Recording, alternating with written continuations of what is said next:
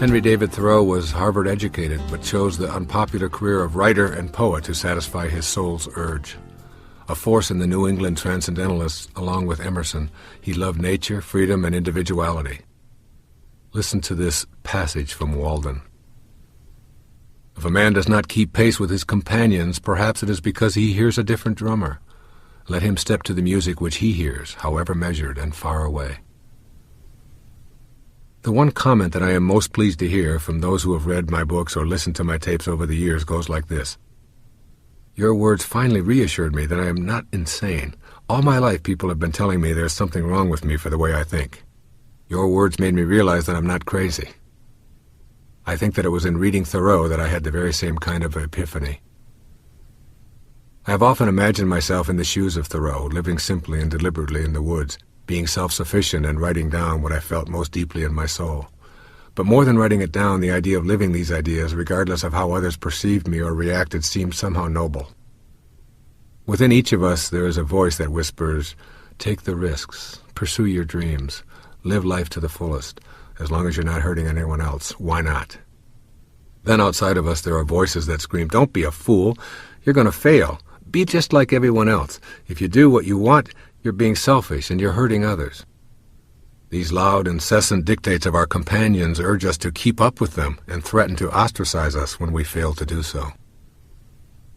I have observed that society in general always seems to honor its living conformists and its dead troublemakers. Everyone who has ever made a difference in any profession has listened to the music he or she hears and proceeded independent of the opinion of others. In doing so, they are labeled troublemakers, incorrigibles, even misfits. Yet they become highly respectable after death. This includes Henry David Thoreau, who was vilified for his position in his essay on the necessity of civil disobedience, and jailed for refusing to obey what he considered absurd rulings. Yet today he is required reading in virtually all high schools and universities. The beat that you hear within yourself is your connection to your soul's purpose. It will continue to plague you when you ignore it or suppress it in an attempt to conform with society. Those who implore you to march to the beat they hear are often well-intentioned and coming from a position of love for you. They'll tell you, I only have your very best interest in mind, and I am the voice of experience. You'll be sorry if you don't follow my advice. You listen and you try so hard to be just like everybody wants you to be. Yet that nagging drum beat that no one else seems to hear faintly thumps in the farthest reaches of your awareness. If you continue to ignore it, you will live a life of frustration. You may even learn to suffer in comfort, which is the very best you'll be able to achieve.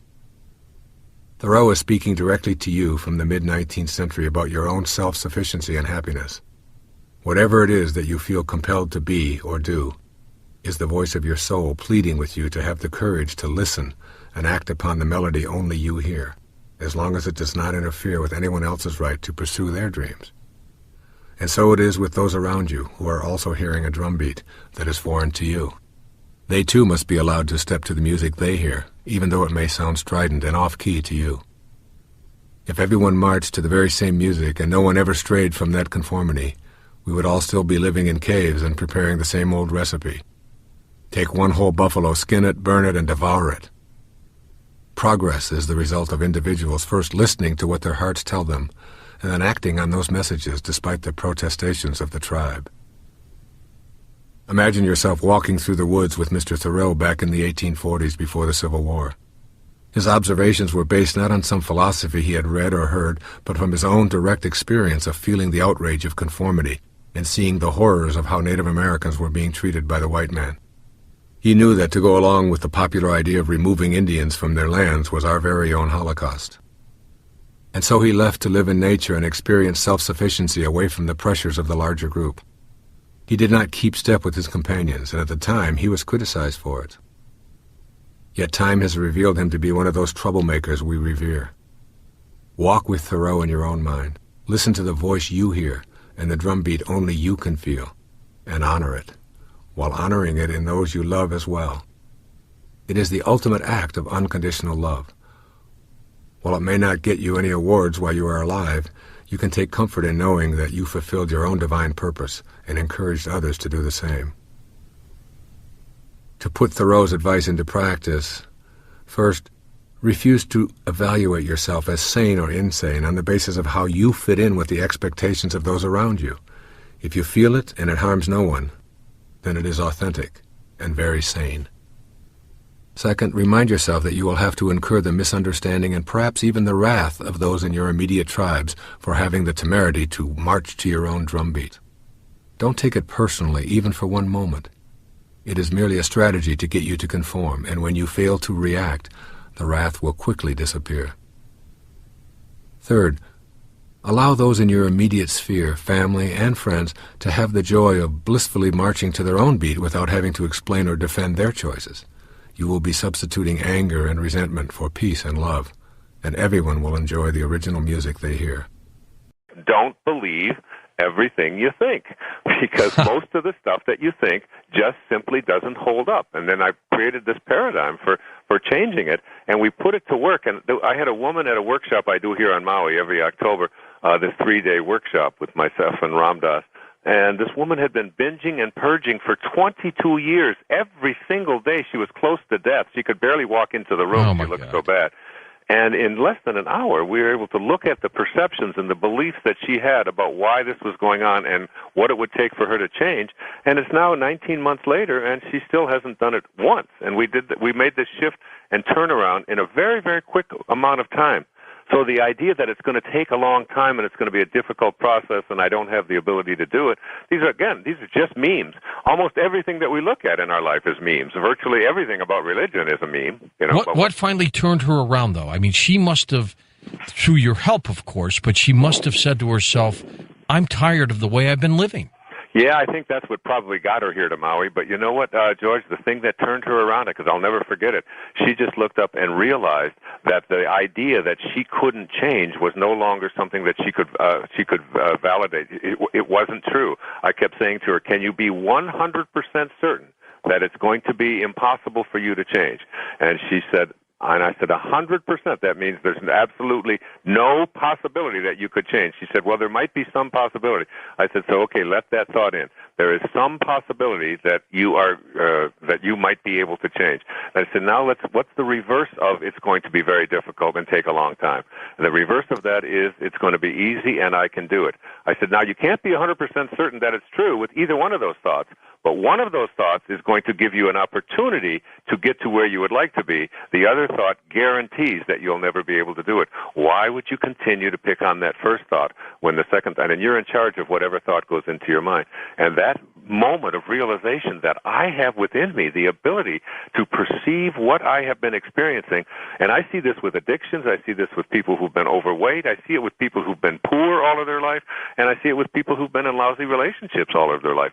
They have got to look at the thought systems, that most of which are not true, that don't support them, and then begin to pick thoughts that may or may not be true, but at least will offer you an opportunity to get where you want to be. You can create the life you desire by concentrating on what you wish to attract.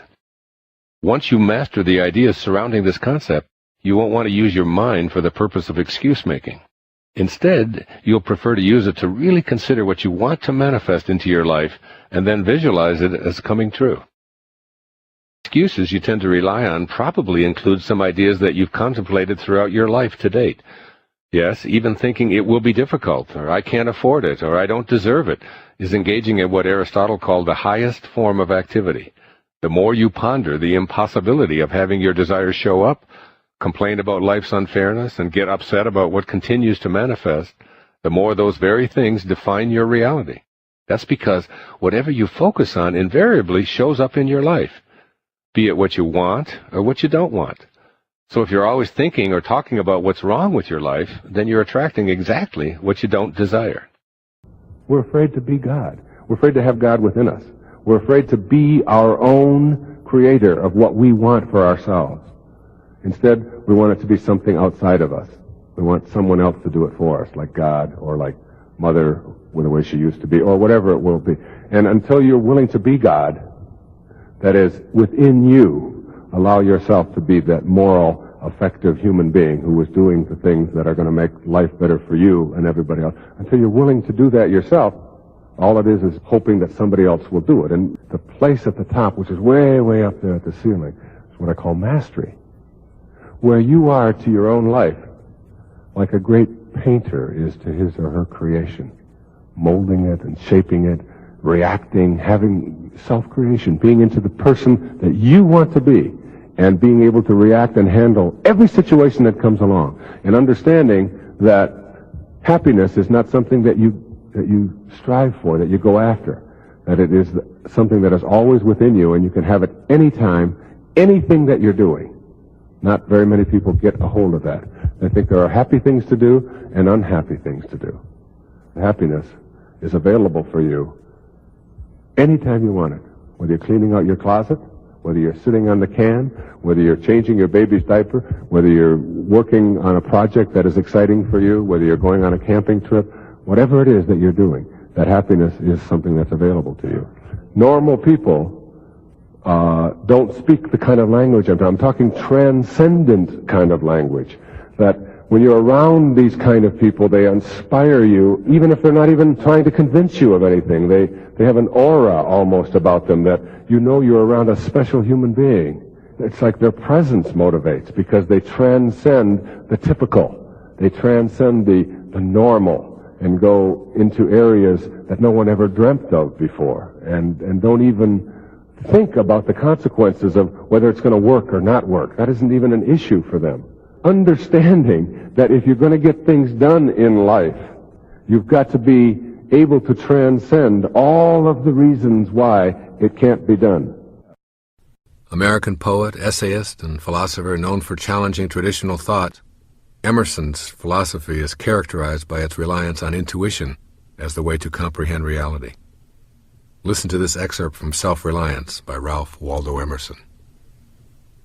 These are the voices which we hear in solitude, but they grow faint and inaudible as we enter into the world. Society everywhere is in conspiracy against the manhood of every one of its members. Society is a joint stock company in which the members agree, for the better securing of his bread, to each shareholder, to surrender the liberty and culture of the eater. The virtue in most request is conformity. Self-reliance is its aversion. It loves not realities and creators, but names and customs. Whoso would be a man must be a nonconformist. He who would gather immortal palms must not be hindered by the name of goodness, but must explore if it be goodness. Nothing is at last sacred but the integrity of your own mind. The ideas of this one essay, Self-Reliance, have influenced all of my writing, and I consider Emerson to be one of my greatest teachers, even though he passed on well over a century ago. Ralph Waldo Emerson was known as much for his essays as his poetry. In perhaps his best-known and most frequently quoted essay titled Self-Reliance, this provocative American author, known as the father of the Transcendentalist movement, outlined in depth the basic tenets of what it means to be your own person. I can still remember the impact this essay, Self-Reliance, and its contemporary Henry David Thoreau's essay on the necessity of civil disobedience had on me when I was a 17-year-old high school student. In this brief excerpt, Emerson speaks to the necessity of being a nonconformist in order to be fully alive, and of the need to resist enculturation. Society demands conformity at the expense of individual liberty, he asserts, which is to say that it demands that you fit in or be an outcast. Emerson insists on the integrity of the individual mind, maintaining that it is essentially sacred. Now remember that Emerson was also a minister who is informing us that the mind is what is sacred, not the rules, not the laws, not the societal mores, but your mind. Further on in Self-Reliance, Emerson declares, "No law can be sacred to me but that of my nature." This profoundly courageous statement is from a fearless man who knew that divinity and sacredness are not in the institutions of the church but in the minds of individuals. Our conduct makes us divine creatures, not our memberships. How we use our minds as free-thinking people is what makes us sacred, not how well we cite the laws to protect our malice or vanity.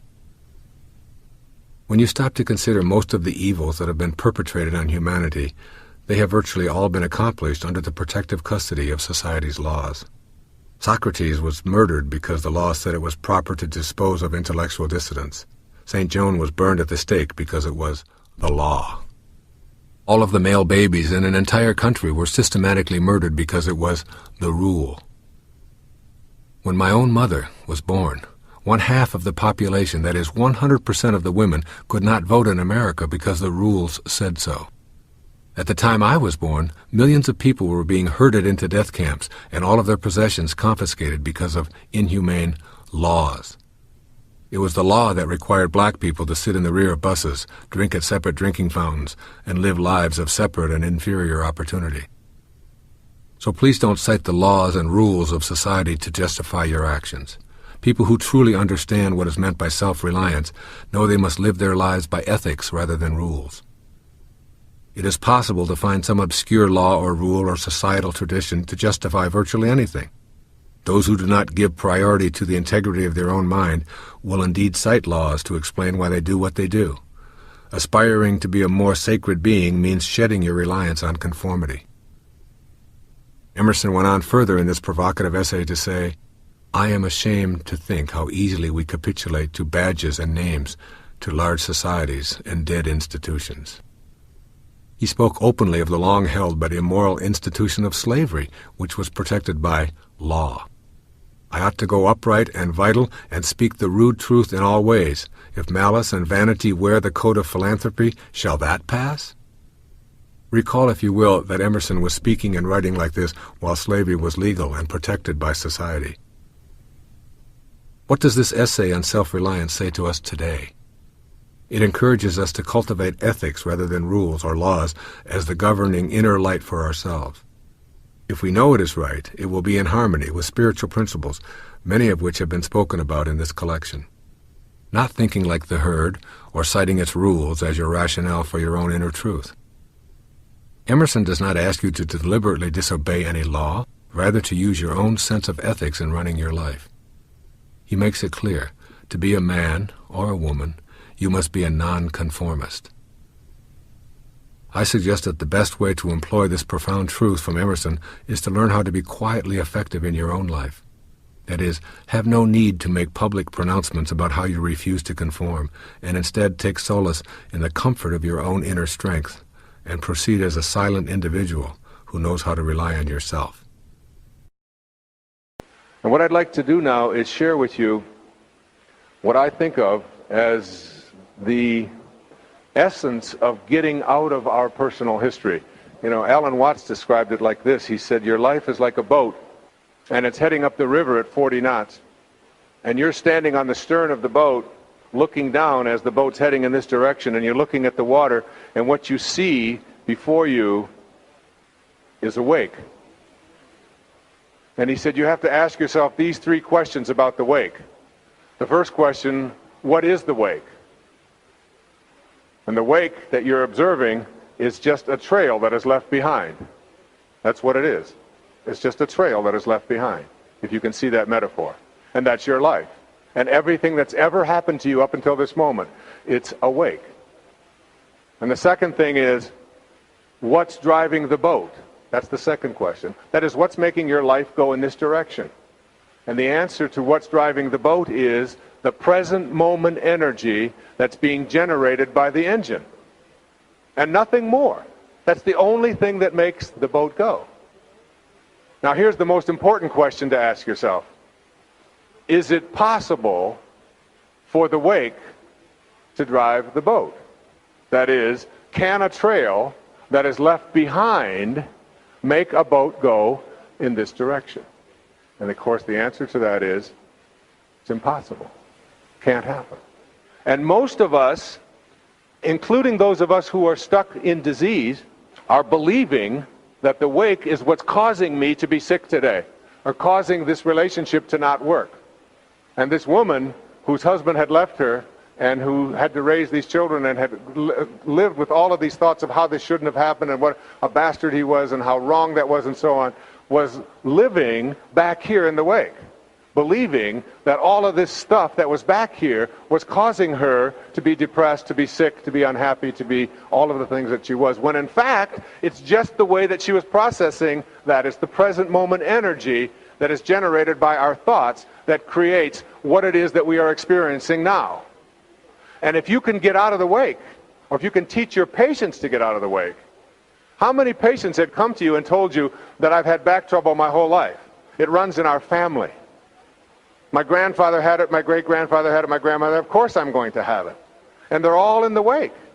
And they're all anticipating and expecting, and they're literally living this stuff that's back here, when in fact, they have a whole new set of options available to them if you can move into the present moment, if you can move into the now, and redirect the energy that you have into this moment. This is the place where you have an awareness within you that says, I don't go back there any longer. What you think of me is none of my business.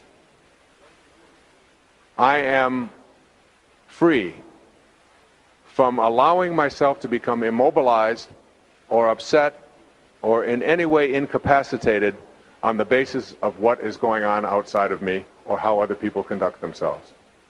I am in charge of my emotional life. I live at bliss. My feelings come from my thoughts. My emotions, my angers, my hatreds, my love, my positive emotions, my negative emotions are all preceded by thoughts. They're the result of thoughts. They're the physiological reactions to thoughts.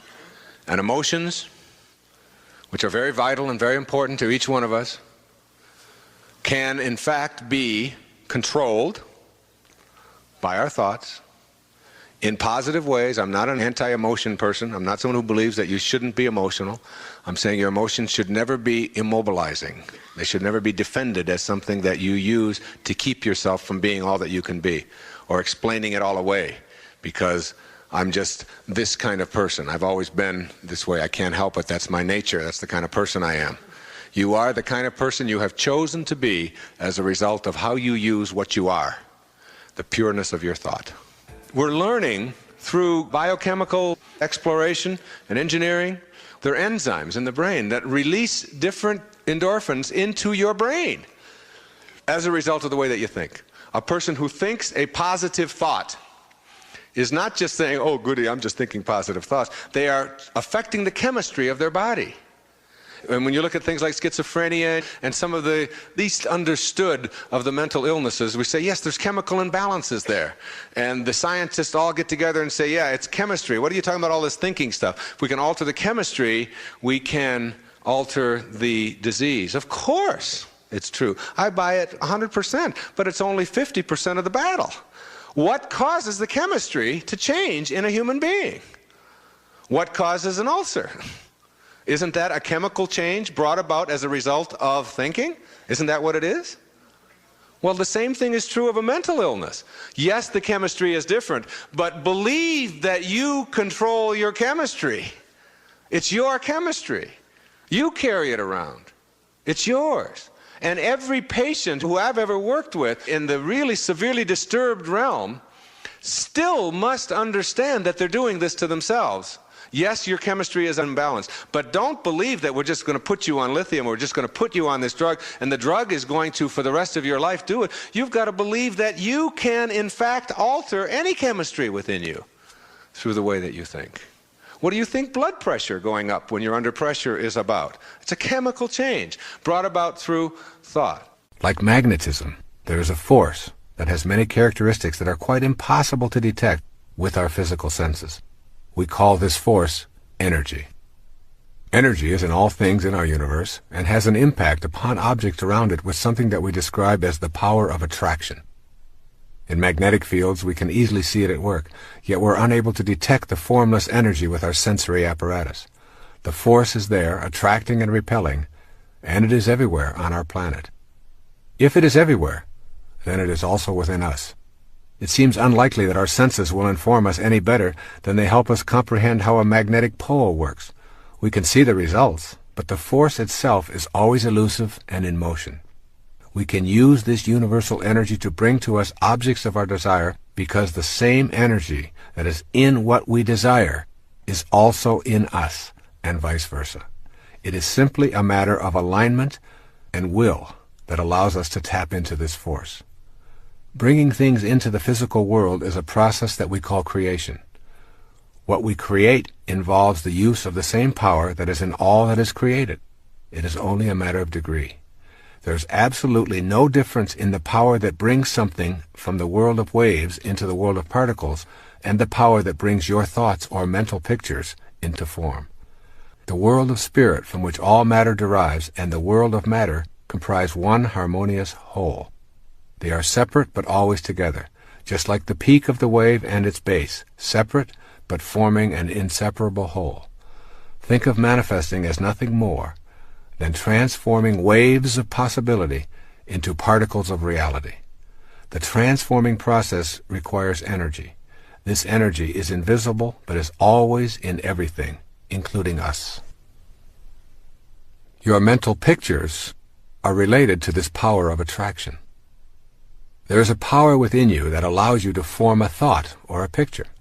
This mental picturing power is the energy of attraction that is in all creative processes. It is different in degree, but nevertheless identical with the power of attraction. This power is the very substance of life. You can't see, touch, or hear this power, but it is within you. In using this power, you are not in any way attempting to change or interfere with the laws of nature. You are fulfilling the laws. This undifferentiated power is the basis for the mysterious attraction that draws your desires to you.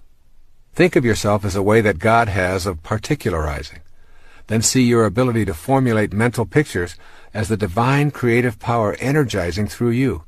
Can you see that the same creative energy that particularizes as yourself is what you use to manifest your desires? This power thrives on happiness, love, joy, contentment, and peace. The more blissful and loving you are, the more the divine spirit particularizes within you and the more godlike you become. It is through your thoughts, or how you use your power to create a thought, that all creative energy is attracted to you. If your mental pictures are of being surrounded by things and conditions that you desire, and they are rooted in joy and faith, your creative thoughts will attract these surroundings and conditions into your life. The power to even have a thought is a divine power. With this recognition of its sacredness, you form a vision or a mental picture. Finally, you hold it lovingly in place with the inner knowledge that the God force that brought everything in the universe into existence also created you. The form that this energy will take will be controlled and directed by your will or your mental picturing. It is waiting to take any direction you decide. The most important thing to remember as you practice mental picturing for the purposes of manifesting your desires is that humans never create anything. Our function is not to create, but to attract, combine, and distribute what already exists. Creations are really new combinations of already existing materials. There is one indispensable condition for the manifestation of your mental picture into the visible and concrete world: the necessity of picturing the fulfillment of your desire as if it is already accomplished on the spiritual plane. That's right. You must know within yourself that on the invisible level of your being, what you desire is already in place. You impress upon the universal mind the object of your desire, and you calmly and knowingly proceed to act upon that picture, allowing the greater intelligence, and your own, which is a part of that greater intelligence, to work through you to produce the results. You abandon all fear and return to the affairs of your life, assured that the necessary conditions will soon come into view or are already there. The key is to repeat the mental pictures until the truth of what you are affirming resonates within you without an ounce of doubt. If your picture doesn't manifest in the time span that you've designated, relax and retreat to your knowing that it is already in place in the spiritual realm. Time is simply not a recognizing feature of the all-creating wisdom. However, you will find it impossible to manifest if you are visualizing without an authentic will that is sufficiently steady to overcome any contrary idea or lack of faith in your own divine connection to God. English poet and dramatist of the Elizabethan and early Jacobean period, William Shakespeare is the most widely known author in all of English literature. To read William Shakespeare is to become lost in his unprecedentedly rich and inventive use of the English language. I decided to present this selection on the quality of mercy from The Merchant of Venice because I feel these are the most profound and practical 14 lines ever written on this human attribute. The quality of mercy is not strained. It droppeth as the gentle rain from heaven upon the place beneath. It is twice blessed. It blesseth him that gives and him that takes. 'Tis mightiest in the mightiest. It becomes the throned monarch better than his crown. His scepter shows the force of temporal power, the attribute to awe and majesty, wherein doth sit the dread and fear of kings. But mercy is above this sceptered sway. It is enthroned in the hearts of kings. It is an attribute to God himself, and earthly power doth then show like as God's, when mercy seasons justice. Living with a spirit of mercy and putting it to use each day is the way to tame our more base and primitive instincts while nurturing love and compassion. When we are hurt by others, our first impulse is usually to get even. Revenge, rather than mercy, is what our more savage side urges. Yet Shakespeare defines this quality of mercy, which he equates as an attribute of God. As it droppeth as the gentle rain from heaven upon the place beneath, it is twice blessed. The first blessing of mercy or compassion is on you, the giver. This message summarizes much of the wisdom that the psychological literature has to offer. That is, be compassionate with yourself. Do not judge yourself harshly when you make a mistake or fail to live up to some standard. Be of such a mind that you can detach from the misconduct or failure and be gentle and loving with yourself. Forgive yourself for being so human as to have wandered around in your darker corners and emerged embarrassed or disappointed with your behavior. Give yourself mercy, a quality that Shakespeare says becomes the throned monarch better than his crown. And so it becomes you as well. When you take the first blessing of mercy and apply it to yourself, you then open to this potential of offering this quality to him that takes. If you are unable to give yourself authentic compassion, you will never be able to give it to another, any more than you can give love to another if you do not love yourself, or give money to the poor if you have none. This notion of giving mercy away is applicable in all of your relationships, in all areas of your life. Offering compassion to those who have harmed or disappointed you is not a case for being a victim. It is instead a way of saying, I understand, I care, I forgive, but I still do not like it, and I will not tolerate being treated this way or having you think it is acceptable. The difference is not needing to exact revenge or to prove one's superiority. With mercy in your heart, you will find yourself much less distracted and disheartened by the evil behaviors that you see and read about almost every day. You will be able to send the offenders love and not become obsessed with anger, hatred, and eventually the desire for revenge. Put the ideas of this passage by one of the world's greatest wordsmiths into your life by practicing the following. 1. Give yourself the compassion you deserve for any and all past actions. Stop judging yourself so harshly. All of those errors and wrong actions were necessary for you to get beyond that place in your life. Be kind to yourself and eliminate any ill feelings you harbor toward yourself. 2. Once you have stated how you feel and justice has been seen, then let go. Let go now. Don't hold on to grudges and use constant reminders to keep others in a state of guilt while maintaining your own dissonance as well. Let it go. And 3, turn your most troublesome disturbances over to God. Simply say, Dear God, I find it so extremely difficult to give mercy in this situation, and I'm turning it over to you completely. I know you will guide me in acting in the most merciful and humane way. This action will free you from your own immobilization and anger and help you to see the saint in the sinner who have just been exchanging notes with each other.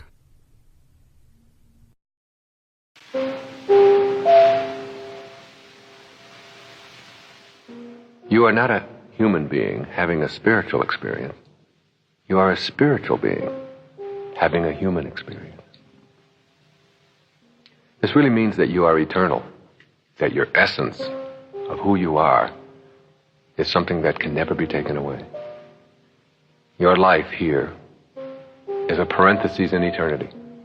It opens parentheses at a given moment, called your conception. It closes parentheses at the instant of your death, and it's surrounded by eternity. You are that eternal being. Keep this in mind. It's a very, very important idea. You're not a human being having a spiritual experience. You're a spiritual being having a human experience. What you think about expands If your thoughts are centered on what's missing, then what's missing, by definition, will have to expand. Nothing you imagine in your mind is impossible. Perhaps you'll be surprised to learn that there's no such thing as a nervous breakdown. Nerves don't break down. People choose to break down. Having a plan is not necessarily unhealthy, but falling in love with the plan is a real neurosis. Don't let your plan become bigger than you are. Planning for the future, having goals, looking towards a better life, these are all terrific. But remember that life is really what happens to you while you're making other plans. Enjoy today. Have your plans, but don't fall in love with the plan. Let that plan be something that is adjustable and that can shift at any moment. We can only give away to others what we have inside ourselves. We can only give away to others what we have inside ourselves. And the corollary of that is, we can't give away what we don't have. If you have love inside of you, love for yourself, then that's what you'll give away. If you have contempt inside of you, contempt for yourself, then that's what you'll give away. Be willing to let anything happen. Willingness is such an important commodity in our lives. Just be willing. Forgiveness is an act of self-love. Forgiveness is an act of self-love. You know, no one has ever died from a snake bite. Snakes bite. What kills people from a snake bite is not the bite, but the venom that continues to pour through the system long after the bite. You can't be unbitten, but you don't have to choose to have venom flowing through you. When you rid yourself of the venom and forgive, you're truly acting as a loving soul. If you step back far enough, it is easy to see humanity as one. Remember, this is a universe. One. Verse. Song. Universe. One song. Step back and see us all as one. All of your behavior results from the thoughts that precede it. It is much easier not to smoke or eat chocolate than to do so. It is your mind that convinces you otherwise. It really is easier to not smoke or to not be addictive. Easier. If you're going to smoke, or if you're going to be overweight, you have to do an awful lot of things. You have to go out to the store, you have to buy cigarettes, you have to take the cigarette package out of your pocket, you have to unwrap it, you have to carry fire in your pocket, you have to constantly be replacing them, you have to spend your money. There's a lot of things that you have to do if you're going to smoke. If you're not going to smoke, all you have to do is not smoke. So don't fool yourself and convince yourself that it's easier to smoke. It's much easier not to. Anything you must have comes to own you. Ironically, when you release it, you start getting more of it. Pythagoras once wrote, "Learn to be silent. Let your quiet mind listen and absorb." And during the 1600s, Blaise Pascal wrote these words, "All man's miseries derive from not being able to sit quietly in a room, alone." This is the only piece in this collection of great contributors in which I have elected to highlight two writers on the same subject. I've selected two men whose lives were separated by over 2 millennia, both of whom in their own times were considered to be the most knowledgeable in the rational fields of mathematics and science. Pythagoras, whose writings influenced the thought of Plato and Aristotle, was a major contributor to the development of both mathematics and Western rational philosophy. Blaise Pascal, a famous French mathematician, physicist, and religious philosopher who lived 22 centuries after Pythagoras, is considered to be one of the original scientific minds.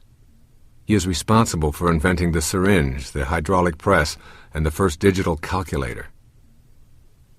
Keeping in mind the left-brain scientific leanings of these two scientists, listen again to their two quotes.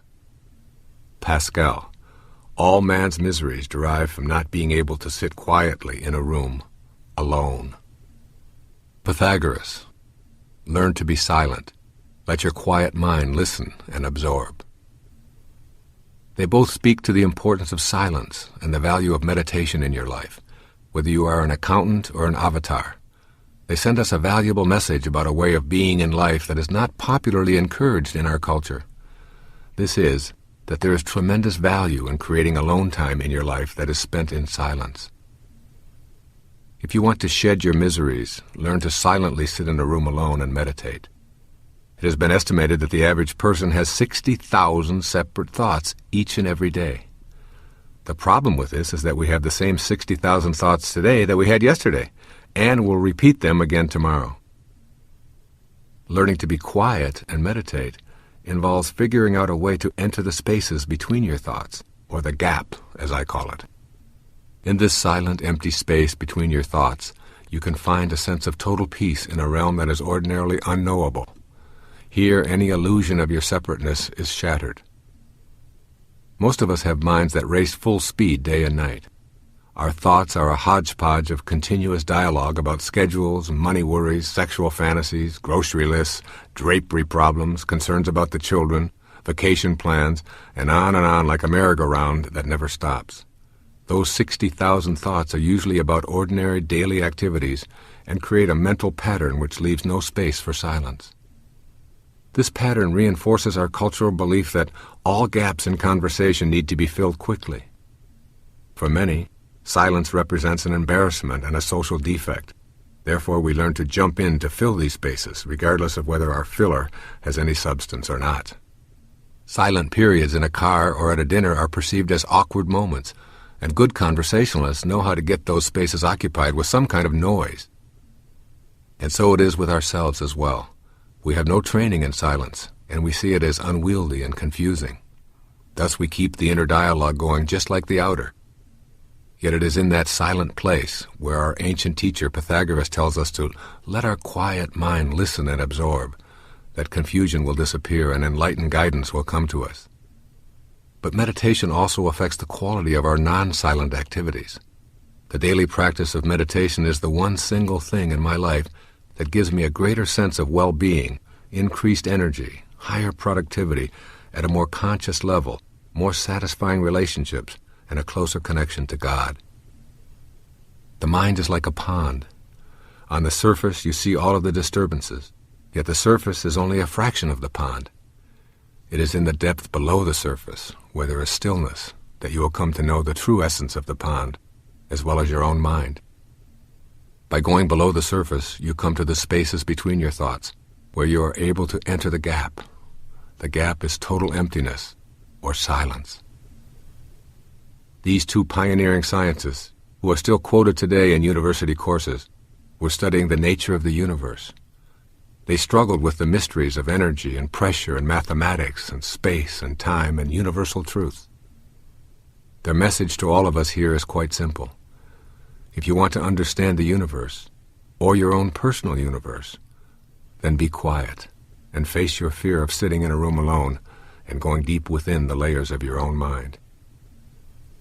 It is the space between the notes that makes the music. Without that emptiness, that silence in between, there is no music, only a noise. You too are silent, empty space at your center, surrounded by form.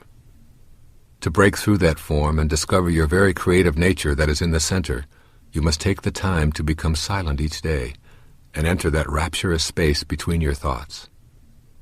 No amount of my talking about the value of daily meditation will ever convince you.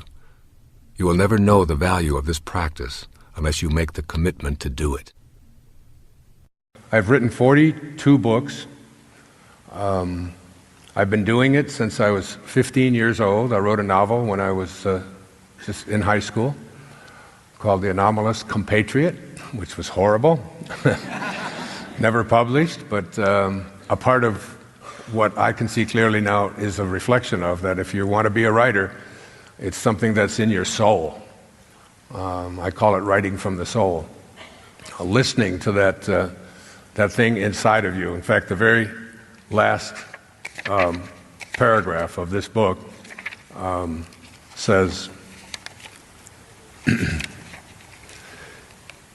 in order to access guidance, I encourage you to make a commitment to be absolutely faithful to that which exists nowhere else but within yourself. This is the great secret for seeing ever more clearly and living your life from a place of passion and purpose. That there is a place that exists only within you, and to be faithful to that. So I have been doing that since I was 15 years of age, and been writing and writing and writing and taking on the task of writing. I write by hand. I don't use a machine. I put the pad of paper here, I put my left hand on the table, and with my purple pen I write, and I allow for me it's like a circuit, and I allow it to flow through my heart and onto the page. And very often it takes 600, 700, 800 individual pages that you have to fill from in here or from out there, and you just have, you're really like a channel, very much like what's happening right now. Even these words that are coming out of my mouth, I don't own them. I don't even know where they're coming from.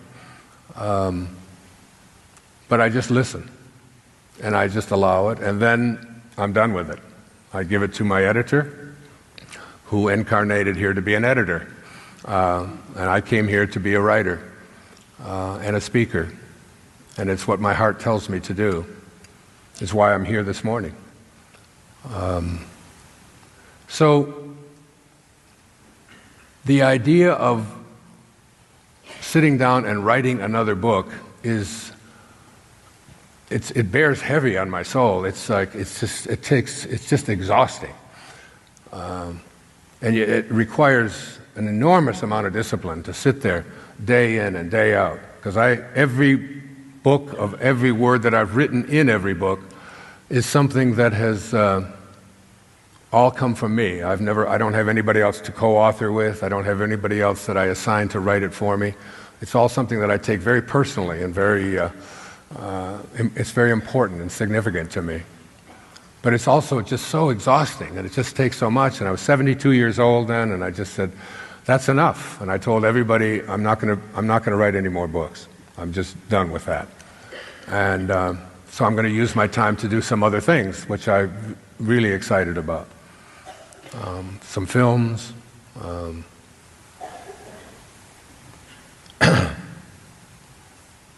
and other projects that I don't even want to talk about yet. So that was the 26th of June. On the morning of the 27th of June, I started writing I Can See Clearly Now.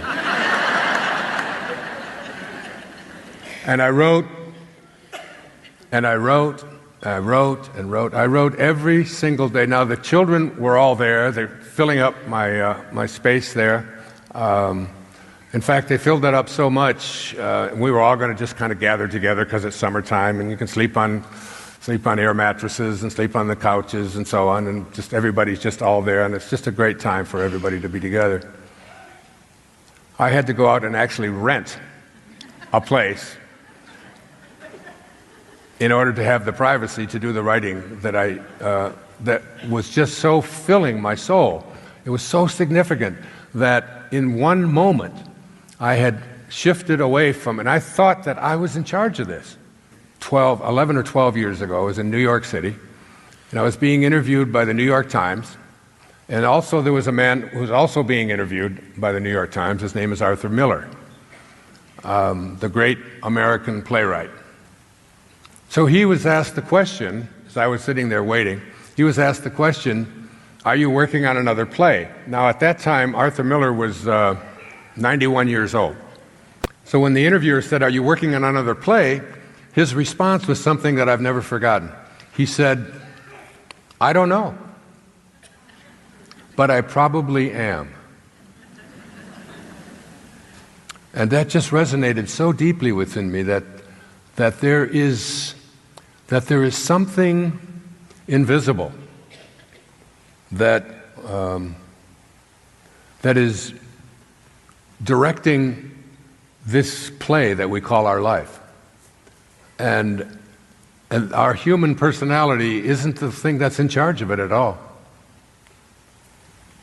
And when you begin to surrender to that, and when you begin to understand that, and when you begin to live from that place where you're surrendering to it and just allowing,